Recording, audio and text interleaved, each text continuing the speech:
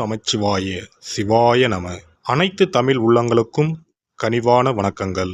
கலகலப்பு நிறைந்த மிதுன ராசி அன்பர்களே, இதுவரை லாபஸ்தானமான 11ஆம் ராசியில் இருந்து வந்த குரு பகவான் சித்திரை மாதம் 18ஆம் நாள் முதல் போகஸ்தானமான 12ஆம் வீட்டில் சஞ்சாரம் செய்ய இருக்கின்றார். போகஸ்தானத்தில் இருக்கின்ற குரு தான் நின்ற ராசியில் இருந்து 5ஆம் பார்வையாக கன்னி ராசியான சுகஸ்தானத்தையும், 7ஆம் பார்வையாக விருச்சிக ராசியான சத்ருஸ்தானத்தையும், 9ஆம் பார்வையாக மகர ராசியான அஷ்டமஸ்தானத்தையும் பார்வையிட இருக்கின்றார். குரு பகவான் 5ஆம் பார்வையாக 4ஆம் ஸ்தானத்தை பார்ப்பதினால் உடல் ஆரோக்கிய பிரச்சனைகள் குறையும்.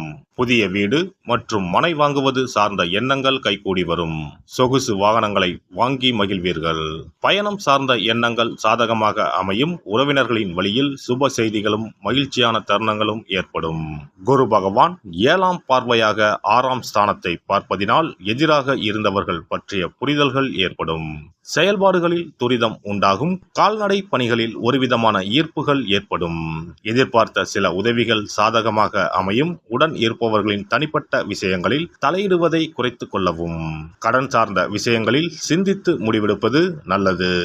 குரு 9ஆம் பார்வையாக 8ஆம் ஸ்தானத்தை பார்ப்பதினால் சிந்தனைகளில் சற்று கவனம் வேண்டும். மனதிற்கு பிடிக்காத சில விஷயங்களை செய்வதற்கான சூழல் உண்டாகும்.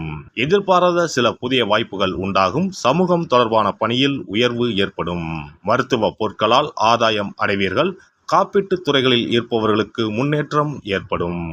குரு பகவான் விரயஸ்தானத்தில் நிற்பதால் எதிர்பாராத சில செலவுகளால் நெருக்கடிகள் உண்டாகும்.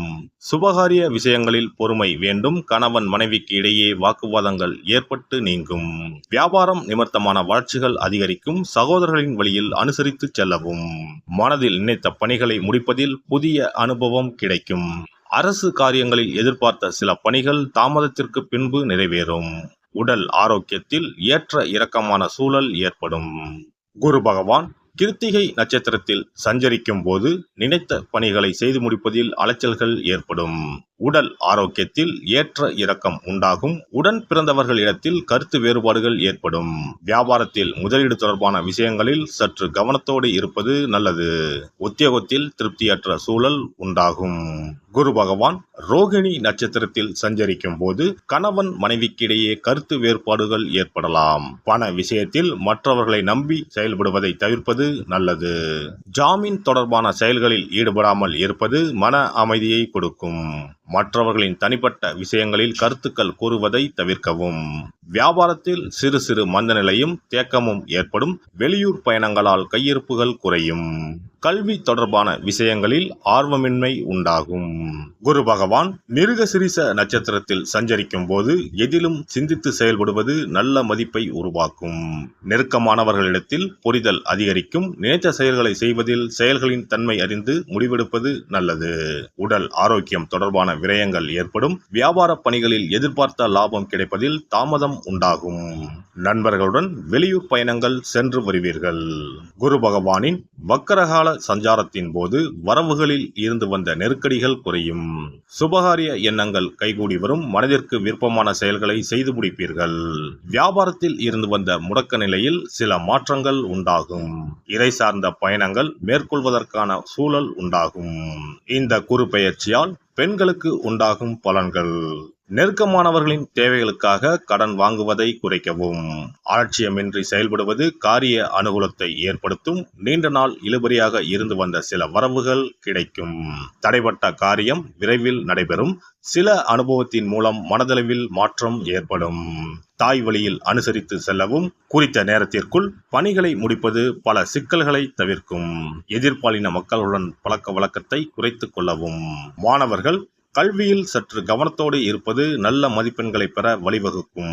நண்பர்களின் தன்மை அறிந்து நட்புகளை தேர்ந்தெடுக்கவும். விளையாட்டு விஷயங்களில் எதிர்பார்த்த முடிவு கிடைக்கும். அரசு சார்ந்த சில உதவிகள் கிடைப்பதில் தாமதம் ஏற்படும். வெளிநாடு சென்று படிப்பது தொடர்பான எண்ணங்கள் சிலருக்கு கைகூடி வரும். பணிபுரிவோருக்கு உத்தியோகத்தில் திறமைக்கு உண்டான மதிப்புகள் தாமதமாகவே கிடைக்கும்.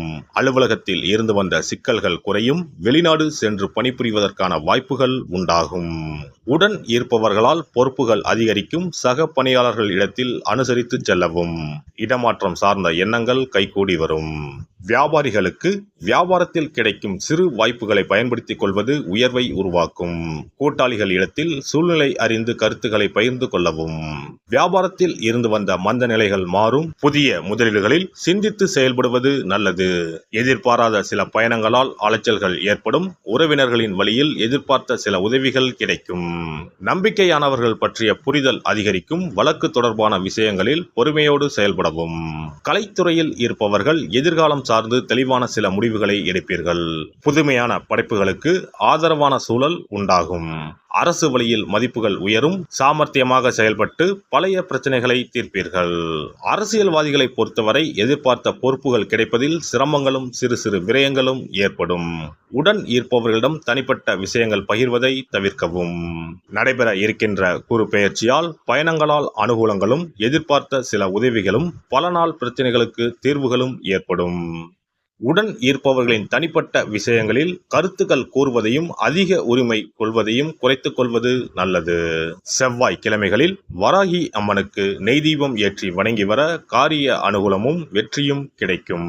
இந்த குரு பெயர்ச்சியை பொறுத்தவரை மிதுனராசி அன்பர்களுக்கு திட்டமிட்டு செயல்பட்டால் நெருக்கடிகள் குறையும். அதே சமயம் மன நிம்மதியும் ஏற்படும்.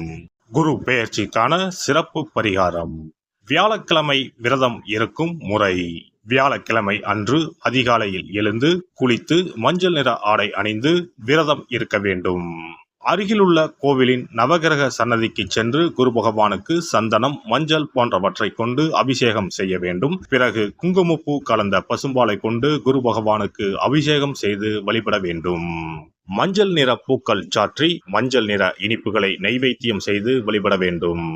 குரு பகவானுக்குரிய தானியமான கொண்டை கடலையை நைவேத்தியமாகவோ அல்லது கொண்டை கடலையில் மாலை கட்டியோ அணிவிக்கலாம். மாலை நேரத்தில் மஞ்சள் நிற இனிப்புகள், ஆடைகள் போன்றவற்றை வறுமை நிலையில் இருப்பவர்களுக்கு தானம் அளிப்பது நல்லது. இரவில் உப்பு சேர்க்காத உணவை சமைத்து சாப்பிட்டு வியாழக்கிழமை விரதத்தை நிறைவு செய்யலாம். குரு பகவானை வழிபடும் முறை. குரு பகவானுக்கு தேங்காய் எண்ணெய், நல்லெண்ணெய், நெய் ஆகிய மூன்றையும் கலந்து விளக்கேற்ற வேண்டும். குரு பகவானுக்கு ஏற்றப்படும் விளக்குகளின் எண்ணிக்கை 11 அல்லது 21 இருப்பது சிறந்தது.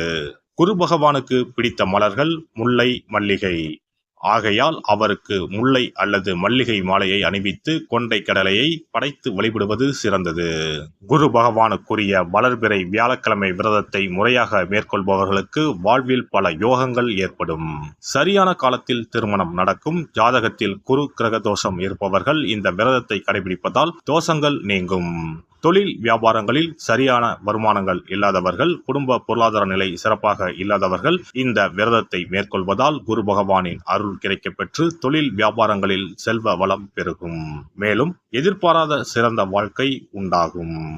எல்லாம் வல்ல இறையருளால் நீங்களும் உங்கள் அன்பு குடும்பமும் உடல் நலம், நீலாயுள், நிறை செல்வம், உயர் புகழ், மெய்ஞானம் ஓங்கி வாழ்க வளமுடன். இந்த வீடியோ பதிவு உங்களுக்கு பிடித்திருந்தால் லைக் பண்ணுங்க, கமெண்ட் பண்ணுங்க, ஷேர் பண்ணுங்க. மறக்காம சப்ஸ்கிரைப் பண்ணுங்க. பக்கத்துல இருக்கிற பெல் பட்டனை கிளிக் பண்ணுங்க. நன்றி, வணக்கம். ஓம் நமச்சிவாய. சிவாய நம.